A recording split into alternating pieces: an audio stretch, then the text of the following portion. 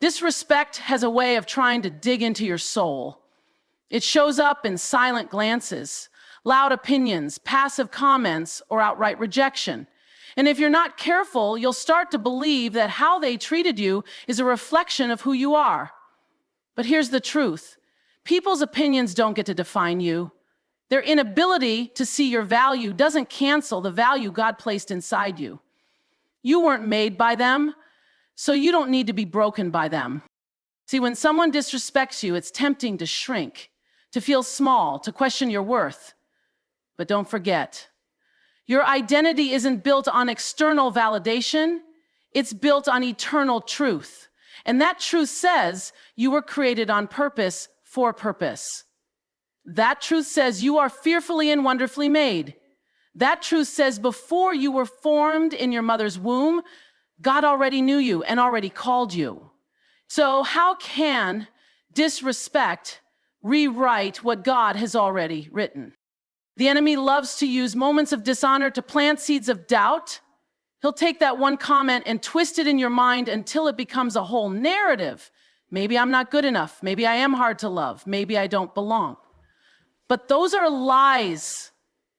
They are strategies meant to distract you from the mission and make you settle for less than what you were created for. Disrespect is loud, but you don't have to internalize it. Just because they said it doesn't mean you have to believe it. And I get it. When someone disrespects you, the natural response is to prove yourself, to show them why they're wrong, to argue, to explain, to defend. But your identity doesn't need defense. It just needs to be remembered. The most powerful thing you can do in the face of dishonor is to remain rooted. Rooted in who God says you are. Rooted in truth. Rooted in peace. Because when you're rooted, you're not easily shaken. You don't need to clap back when you know you're called. You don't need to prove your worth when it was already purchased at the cross. Handling disrespect starts with internal discipline. It's saying, you don't get to tell me who I am. You don't get to make me doubt my value. You don't get to shake what God has solidified. And that kind of strength doesn't always look like shouting. It looks like standing. Standing firm in your identity. Standing in grace. Standing in the knowledge that you are more than what they see. You can't control how people treat you, but you can control whether or not you let their treatment become your truth. Don't carry their brokenness like it belongs to you. Most of the time, people disrespect from their own wounds, not because of your weakness. And while that doesn't excuse it, it should help you release it, because their behavior is not your burden. So let them talk. Let them misunderstand. Let them underestimate. And let God be the one who defines, who affirms, who lifts, and who settles your soul.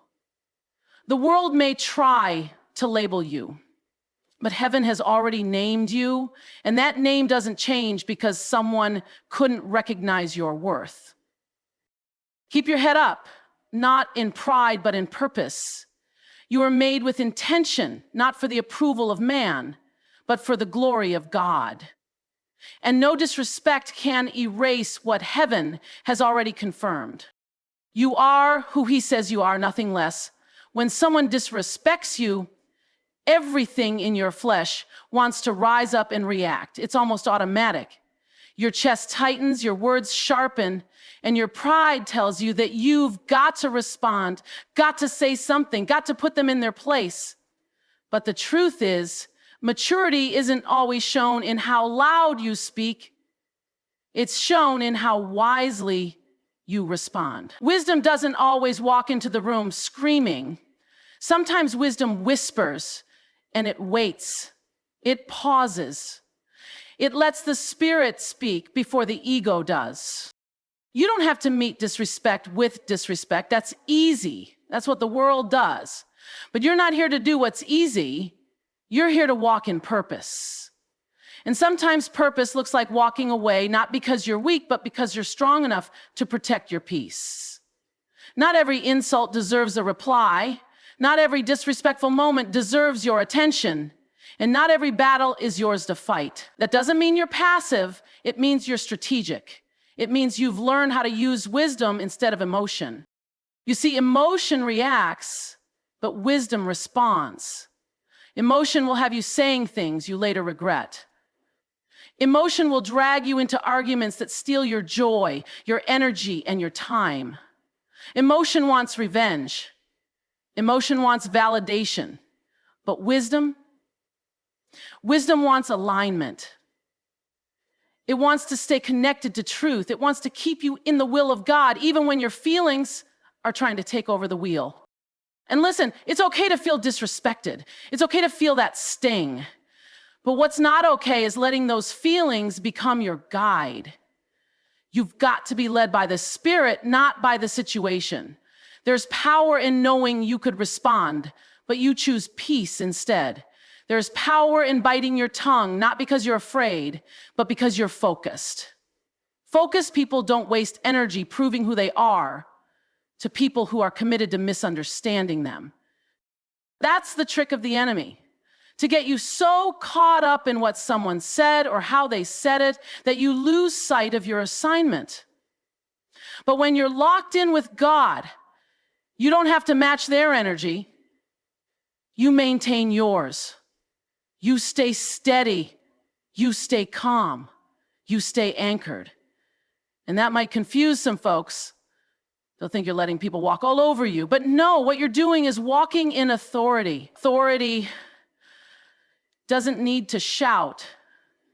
It just stands and it speaks when it's time.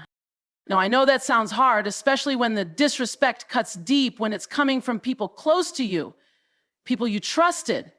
But even then, your healing isn't going to come from snapping back. It's going to come from letting God handle what you can't. It's going to come from choosing wisdom over reaction, peace over pride, and grace over grudges. You don't have to engage in every battle just because it showed up on your doorstep. Some fights are distractions dressed as justice, and wisdom knows the difference.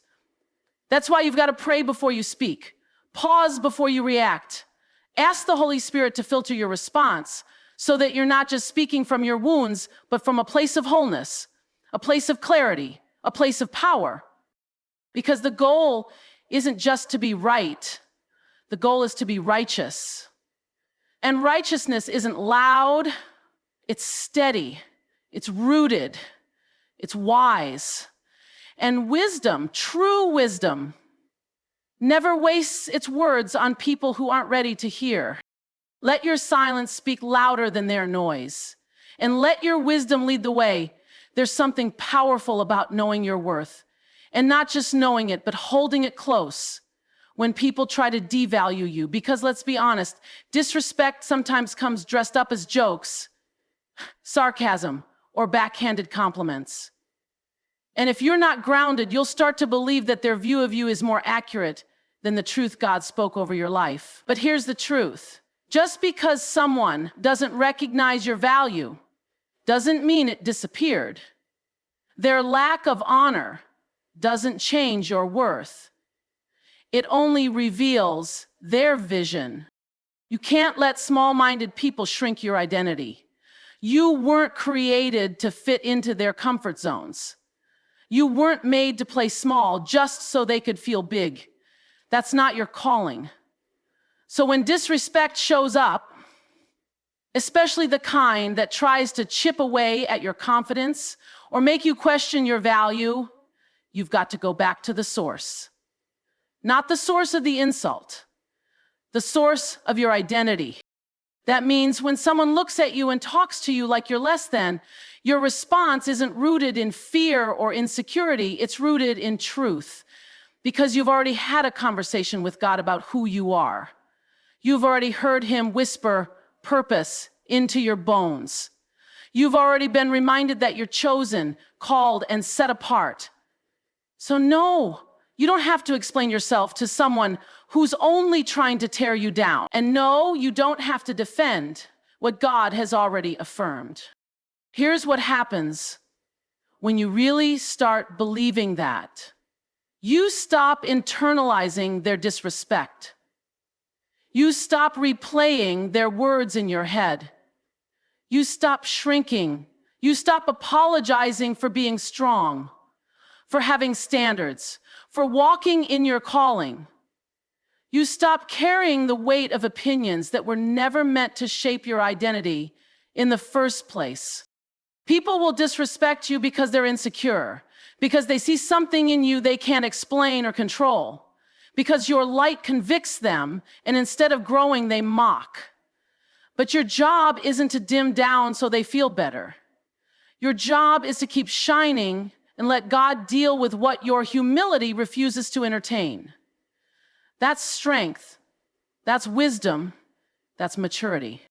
So when someone disrespects you, whether in public or private, directly or passively, don't absorb it. Reflect it. Reflect it back by remembering who you are. Reflect it by staying calm when they expect you to explode. Reflect it by showing up with grace when they expect you to fold. Let your reaction show that you are not controlled by their chaos. You are anchored in something deeper. And when you're anchored, you don't drift with every wave of opinion. You've got to be so convinced of your worth that you don't need applause to believe it, and you're not shaken by criticism when it's absent. That kind of confidence doesn't come from the crowd. It comes from the secret place. It comes from time spent with God, letting Him remind you of your value when the world tries to strip it away. And when you walk out of that place, you walk taller, you walk freer, you walk bolder. Disrespect may knock on your door, but it doesn't have to get a seat at your table. Keep your heart guarded, your mind renewed, and your worth secure. You don't owe anyone an explanation for the favor on your life. Just keep walking in it. Let your life speak what your lips don't need to say. Sometimes the hardest thing to do is walk away when everything in you wants to react, to clap back, to prove a point. But that's where real strength is revealed, not in how loud you can be, but in how disciplined you choose to be. Because every battle isn't yours to fight. Every disrespectful moment doesn't deserve your energy, and every person who comes for your peace doesn't earn a response. There's a trap that we fall into when we feel like we've got to respond to everything, like silence somehow means weakness or defeat. But silence can be a strategy. Walking away can be power. Choosing peace can be the loudest statement you ever make. The enemy would love nothing more than to drag you into petty arguments, emotional warfare, and cycles of offense that drain your spirit and distract your focus. But when you know who you are and what you're called to, you don't need to defend yourself against what doesn't align with your destiny. Some people want a reaction. That's the goal. They want you out of character. They want to see you lose your cool because if they can shift your focus, they've gained control. But wisdom looks like asking yourself, is this really worth it? Is this worth my peace, my energy, my joy, my time? And if it's not, walk away. Let them talk, let them misunderstand.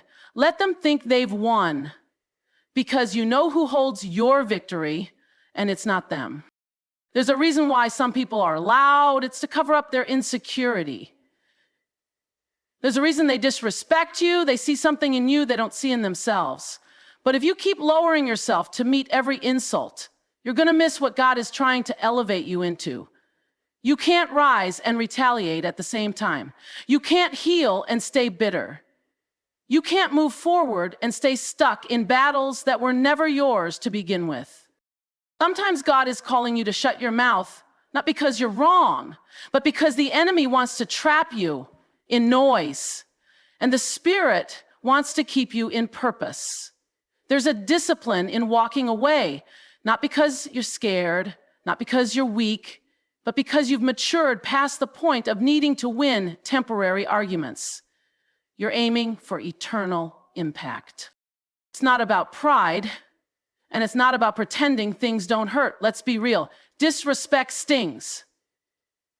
But just because it stings doesn't mean it has to stick. You can feel it and still not feed it. You can acknowledge it and still not answer it. That's called self-control. That's called emotional maturity. That's called choosing peace over pride. There's a blessing in the quiet exit. There's favor in the road you didn't take. And while they're still talking about what happened, you'll be too busy walking into what's next. Let them gossip. Let them doubt. Let them assume. That's not your weight to carry. You're not responsible for their misunderstanding. You're responsible for your obedience. So the next time you face that moment, that temptation to engage, to correct, to lash out, pause, breathe. Remember who you are and whose you are. And if it's not worth it, walk away boldly.